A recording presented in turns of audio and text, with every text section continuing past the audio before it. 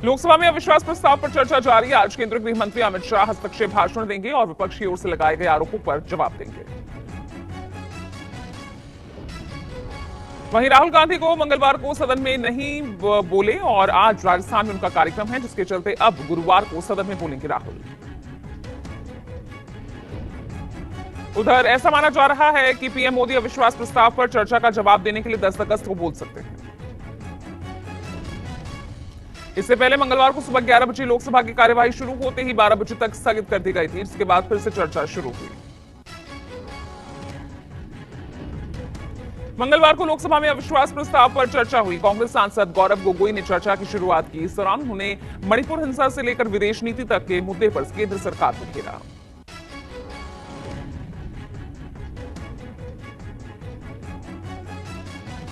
कुछ बोलने के लिए, और जब बोले तो सिर्फ 30 सेकंड के लिए बोले। प्रधानमंत्री आज इंडिया अलायंस को बदनाम करने में तुले, देश के नाम को आज बदनाम करने में तुले हैं। अफसोस की बात है। वहीं जवाब में बीजेपी की ओर से निशिकांत दुबे ने सोनिया और राहुल गांधी के साथ सभी विपक्षी दलों पर निशाना साधा और कहा कि सोनिया गांधी का एक ही मकसद है, बेटे को सेट करना। जी का मैं बड़ा सम्मान करता हूं सर। उनको दो काम करना है, बेटे को सेट करना है और दामाद को भेंट करना है। वहीं टीएमसी सांसद सौगत राय ने कहा कि ये सरकार निर्दयी लोगों की सरकार है। वो पश्चिम बंगाल में प्रतिनिधिमंडल भेज रहे हैं, लेकिन एक भी प्रतिनिधिमंडल मणिपुर नहीं गया, जहां हमारे भाई बहन मर रहे हैं।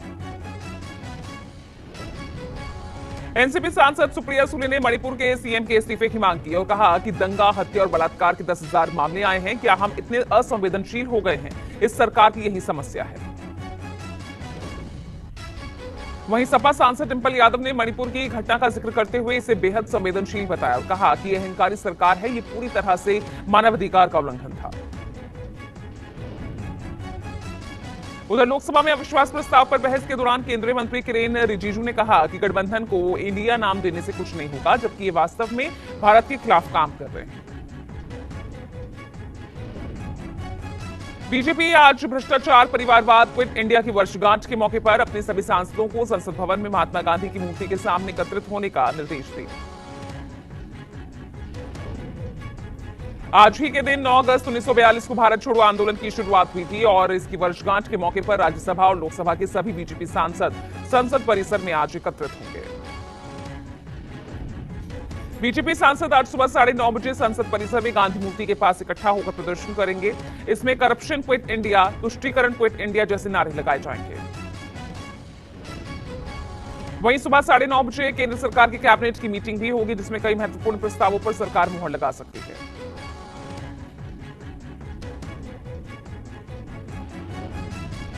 राहुल गांधी की संसद सदस्यता बहाल होने के बाद उनका 18 साल पुराना बंगला वापस मिल गया है। 12 तुगलक लेन टाइप 7 बंगला राहुल गांधी का दोबारा सरकारी पता बन गया। 22 अप्रैल को बंगला खाली करने के बाद ये खाली पड़ा था। राहुल गांधी को दोबारा बंगला आवंटित होने से उनके आसपास के लोग बेहद खुश हैं। पीएम के बाद अब राहुल गांधी राजस्थान के दौरे पर आज मानगढ़ में करेंगे रैली। राज्य में गहलोत सरकार के काम और केंद्र की नाकामियां गिनाएंगे।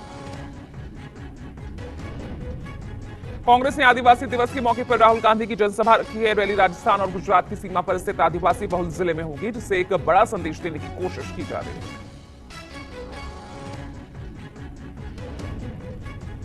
राहुल गांधी फिर शुरू करेंगे भारत जोड़ो यात्रा। इस बार गुजरात से मेघालय तक करेंगे पदयात्रा। ये भारत जोड़ो यात्रा का दूसरा चरण होगा।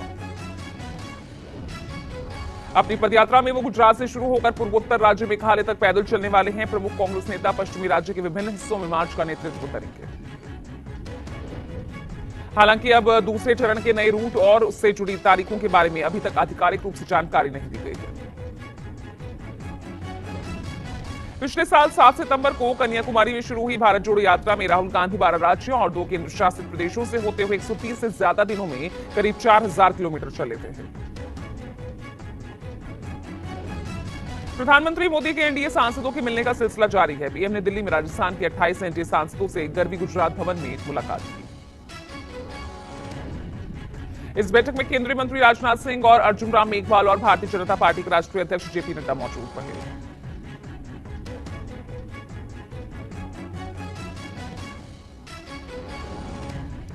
मणिपुर में जारी संघर्ष के बीच यूनाइटेड नागा काउंसिल आज सामूहिक रैली निकालेगी। ये राज्य में नागाओं की सबसे बड़ी संस्था है।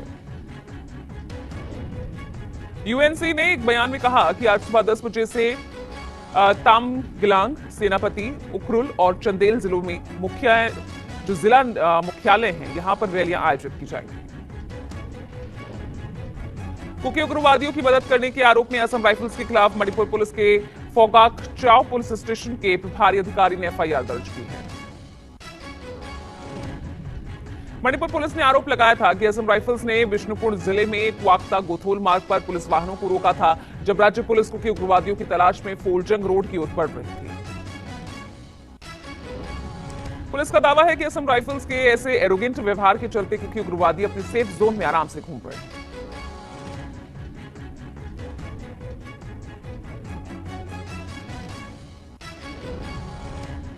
विधायकों सांसदों के फोन न उठाने की शिकायत के बाद एक्शन में यूपी सरकार सभी विभाग अध्यक्षों को पत्र जारी कर निर्देश दिए। कहा, निर्वाचित सांसदों विधायकों के प्रोटोकॉल का पालन करें। सभी अधिकारियों से कहा कि सांसदों और विधायकों के नंबर सेव करें, कॉल आने पर रिसीव करें, रिसीव ना कर पाने की स्थिति में समय मिलने पर कॉल बैक करें।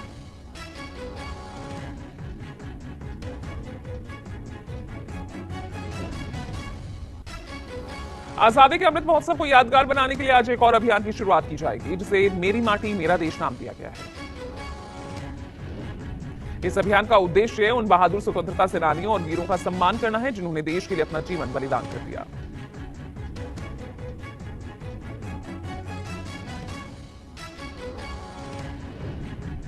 हरियाणा के नूह में प्रशासन एहतियातन इंटरनेट सेवाएं बंद रखने की तारीखों को बढ़ा दिया है और अब यहां 11 अगस्त तक इंटरनेट सेवा बंद रहेगी। नूह में कर्फ्यू में आज फिर सुबह 9 बजे से 1 बजे के बीच छूट दी जाएगी। वहीं परिवहन बैंक सहित कई कार्यालयों को फिर से शुरू करने की पहल हुई। मंगलवार को कांग्रेस के डेलीगेशन ने नूह जाने का ऐलान किया था, लेकिन प्रशासन ने इजाजत नहीं दी। वहीं हरियाणा बीजेपी ओम प्रकाश धनखड़ के नेतृत्व में आज सुबह बीजेपी प्रतिनिधिमंडल नूह में हिंसक घटनाओं की जानकारी और मौजूदा हालात का जायजा लेगा।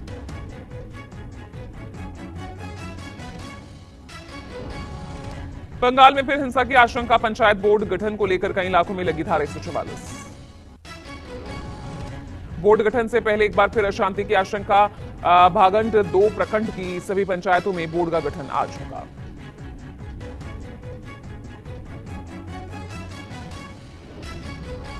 पंजाब के गवर्नर बनवारी लाल पुरोहित का बड़ा फैसला, दिल्ली दौरे पर जाने वाले अधिकारियों को हवाई यात्रा, स्टार होटल्स की सुविधा नहीं दी जाएगी।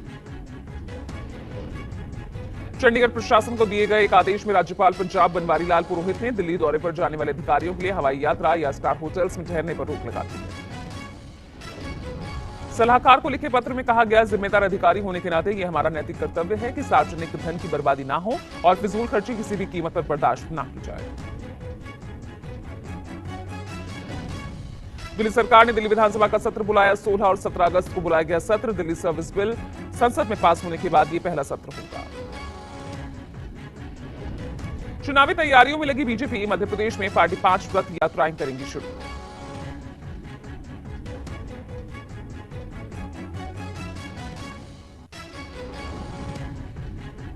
आज विश्व आदिवासी दिवस है। इस मौके पर केंद्र सरकार से लेकर झारखंड, छत्तीसगढ़ से कई राज्यों में कार्यक्रमों का आयोजन किया जाएगा। छत्तीसगढ़ के सीएम जगदलपुर में कार्यक्रम में शिरकत करने वाले हैं। वहीं राजधानी रांची में 9 और 10 अगस्त को समृद्ध आदिवासी जीवन दर्शन की झलकियां देखने को मिलेंगी। ज्ञानवापी परिसर का सर्वे जारी। एएसआई ने मंगलवार को 6वें दिन भी परिसर का सर्वे किया। एएसआई की टीम को प्रतिदिन कुछ महत्वपूर्ण तथ्य मिल रहे हैं। आज सुबह 8 बजे फिर सर्वे शुरू होगा। जम्मू कश्मीर से अनुच्छेद 370 को हटाने के खिलाफ दायर कई याचिकाओं पर सुप्रीम कोर्ट में आज भी सुनवाई जारी रहेगी।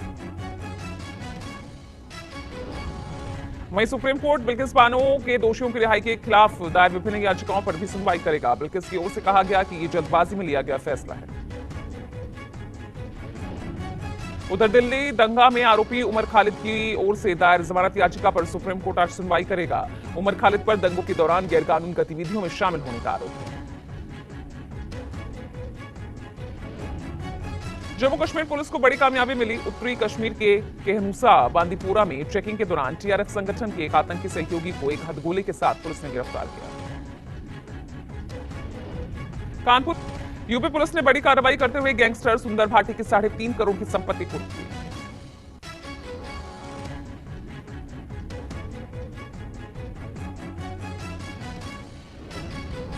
यूपी के लखनऊ में कमिश्नर कार्यालय की छत से कूदकर एक कर्मचारी ने खुदकुशी की। इस घटना में एफएसएल कर्मचारी राजू की दर्दनाक मौत। बहरीन से कोचीन आ रही एक महिला कस्टम अधिकारी को पकड़ा गया। महिला से लाखों का सोना बरामद। जूते के सोल के अंदर छिपाकर लाई थी महिला। अधिकारियों को महिला के पास 275.94 ग्राम सोना मिला है, जिसमें 2 चौकोर आकार के काले रंग के पैकेट और 253.45 ग्राम वजन की 5 कच्ची चूड़ियां और 1 सोने की चेन शामिल है। पहाड़ों में लगातार आफत बनकर बरस रही है बारिश। बद्रीनाथ राष्ट्रीय राजमार्ग का आधा हिस्सा तोता घाटी में गंगा में समाया।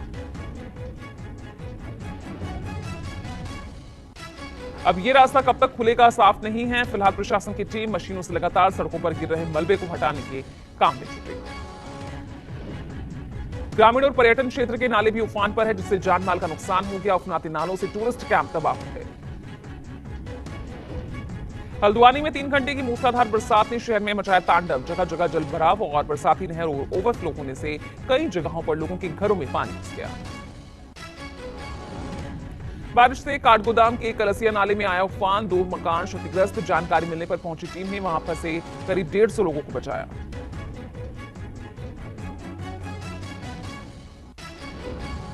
एशियन चैंपियंस ट्रॉफी 2023 में भारत पाकिस्तान के बीच हाई वोल्टेज मैच। ये मुकाबला रात 8:30 पर शुरू होगा। मैच चेन्नई के मेयर राधाकृष्णन स्टेडियम में खेला जाएगा। भारत वेस्टइंडीज के बीच खेली गई T20 सीरीज के तीसरे में भारत की वापसी। मेजबान की टीम को 7 विकेट से हराया। 2 मैच हारने के बाद भारत के लिए करो या मरो वाला मुकाबला था। इस मैच में जीत के सूर्य कुमार यादव वो इसी के लिए जिम्मेदार रहे और उन्होंने शानदार 83 रनों की पारी खेली। मैच में वेस्टइंडीज ने पहले बल्लेबाजी करते हुए 20 ओवर में 5 विकेट खोकर 159 रन बनाए, जिसे 18वें ओवर में ही हासिल कर लिया गया। भारत के लिए सूर्य कुमार यादव और तिलक वर्मा ने शानदार बल्लेबाजी की, तो वहीं कुलदीप यादव ने 3 विकेट लिए।